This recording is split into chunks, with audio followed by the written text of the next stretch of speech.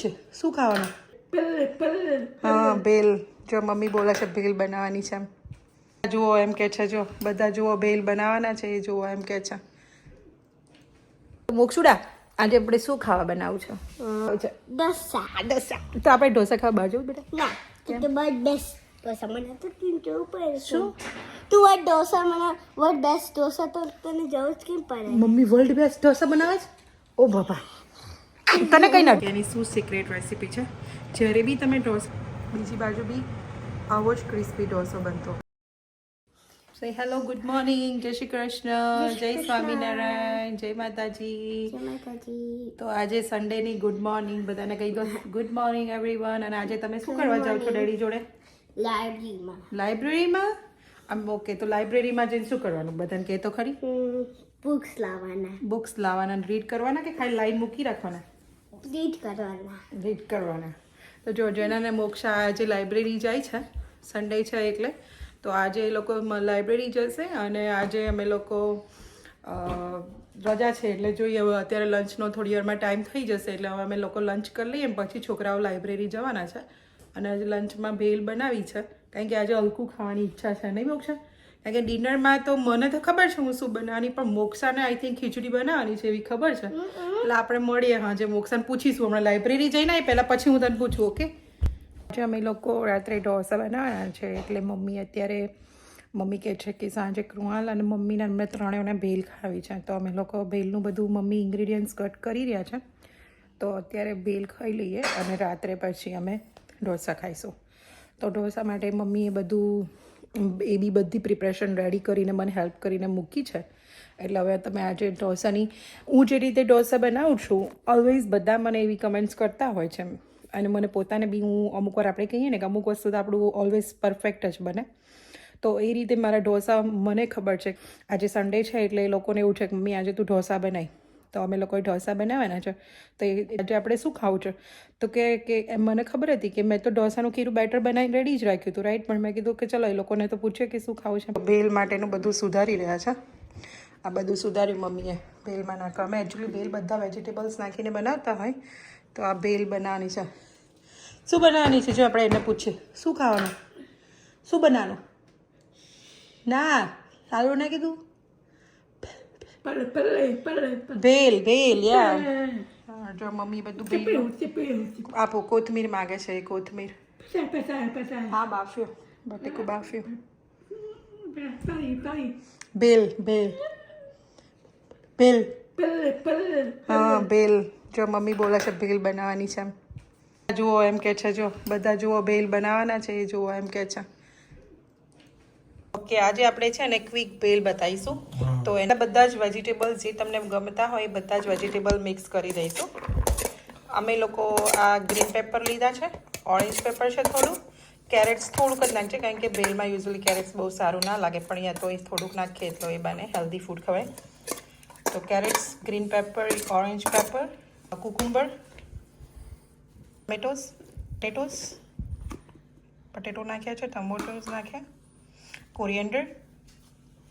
બહુ બધી કોરિએન્ડર નાખવાની કે જેનાથી ટેસ્ટ સરસ આવે, તો વધારે પડતી થોડી કોરિએન્ડર લીધી છે મેં. એમાં લેમન સ્ક્વીઝ કરી દઈશું ટેસ્ટ મુજબ, પણ થોડુંક આગળ પડતું ખટાશ હોય તો સરસ લાગે એટલે મેં હાફ લેમન લીધું છે. આપણે આમ ચાટ મસાલો નાખ્યો છે, ગ્રીન ચટણી એડ કરી દઈશું. ગ્રીન ચટણી નાખી છે, આ ગળી ચટણી છે આંબલી અને ગોળની. બધું આપણે આ બધાને હવે આપણે પ્રોપર મિક્સ કરી દઈએ કે જેથી બધું સરસ મસાલો અંદર એડ થઈ જાય. અને જો પછી મમરામાં સીધું ખાલી મમરા નાખીને મમરાનો ચેવડો તો પછી એ હવાઈ ના જાય, એટલે પહેલાં આ બધું પ્રોપર મિક્સ કરી દેવાનું. અને જેટલી જોઈતી હોય એટલું આપણે બાઉલમાં થોડું થોડું આ મિક્સચર લઈને ભેલ મિક્સ કરતું જવાય. તો ચાલો આપણે એની અંદર મમરા એડ કરી દઈએ. તો આ છે આપણું ભેલનું પ્રી મિક્સર મેં મિક્સ કરી દીધું છે. હવે ખાલી એની અંદર આપણે મમરાનો ચેવડો નાખવાનો છે.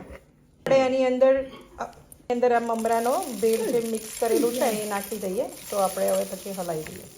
હવે પ્રોપર મિક્સ કરી લઈએ. તો જો આવી રીતે મિક્સ કરી દેવાનું. તો આપણે ભેલની ઉપર હવે સેવ ભભરાઈ દઈશું, એટલે ગાર્નિશિંગ કરી દઈશું જે સેવથી નહીં. તો ચાલો રેડી છે ભેલ. કેવી બની છે મોક્ષા?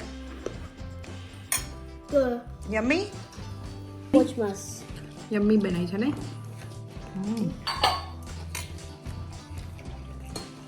એ બાને બધું વેજીટેબલ્સ બી ખવાય ને બેટા. કેવું લાગી છે ને? સરસ છે. તો જો મારો મોક્ષુડો આવી ગયો છે લાઇબ્રેરી માટે. તો મોક્ષુડા આજે આપણે શું ખાવા બનાવું છે? ખીચડી બનાવું? તો શું બનાવું? આજે સન્ડે છે એટલે આજે ફન ડે કહેવાય. સન્ડે ઇઝ ફન ડે પણ આપણે બનાવીશું ખીચડી ડે. તો શું ખાવું છે? ઢોસા. ઢોસા. તો આપણે ઢોસા ખાવા બહાર જવું બેટા? ના તો બસ બેસ્ટ ઢોસા મને તો જવું પડે. શું તું આ ઢોસા મને વર્લ્ડ બેસ્ટ ઢોસા તો તને જવું જ કેમ પડે? મમ્મી વર્લ્ડ બેસ્ટ ઢોસા બનાવે છે? ઓ બાપા. તને કઈ ના ઢોસા ભાવે? સ્ટોરના ઢોસા ભાવે કે મમ્મી બનાવે એ ઢોસા ભાવે છે? મમ્મીના ભાવે. મમ્મીના ભાવે કેમ ભાવે? મને તો ખરી કેવી રીતે ઢોસા વર્લ્ડ બેસ્ટ કહેવાય? પછી બાનામાં બટર નહીં હોય, મમ્મી વધારે બટર બનાવે. પછી આપણે બટર કરીએ તો આપણે બટર થઈ જઈશું. તો શું ઢોસા બનાવો આજે? ઓકે ચાલો. પણ લિસન, આજે ઢોસા બનાવું પણ મમ્મીને હેલ્પ કરવાની. ઓકે ઢોસા બનાવવામાં બનાવીશ, હેલ્પ કરીશ. ઓકે તો ગાઈસને કે ચાલો હવે આપણે ઢોસાની રેસીપી જોજો અમારી. ઓકે હવે આ બેટરને આપણે ફર્મેન્ટ કરવા મૂકી દઈશું, એટલે કે આ થોલાવા મૂકી દઈએ. એ તમે તમારા ટેસ્ટ મુજબ યોગર્ટ ઓછું વસ્તુ કરી શકો છો, પણ મેં હાફ કપ યોગર્ટ નાખ્યું છે. તો આ રેડી છે કોકોનટની ચટણી. કોથમીર સુધારેલી નાખી દીધી છે અંદર. તો જો આ મસાલો રેડી છે, એની પર આપણે થોડા લઈ દઈશું અને પછી હું બાઉલમાં કાઢી દઈશ. આવી રીતે હું મસાલો બનાવતી હોઉં. તો જો દાળ ઉકળીને કેટલી સરસ થઈ ગઈ છે. આ રેડી છે આપણો ગન પાવડર. તો આને જસ્ટ અગર તમે મિડલથી ફોલ્ડ કરવાનો અને આ બાજુથી આને ફોલ્ડ કરી લો. તો જો આ સાઈડ આવો ક્રિસ્પી થયો છે ને, એવી જ રીતે અધર સાઈડ જો બીજી બાજુ બી આવો જ ક્રિસ્પી ઢોસો બનતો હોય છે. તો આવી જ રીતે મારી રેસીપી જોવા માટે મારી ચેનલને લાઈક કરો, શેર કરો અને સબસ્ક્રાઈબ કરો.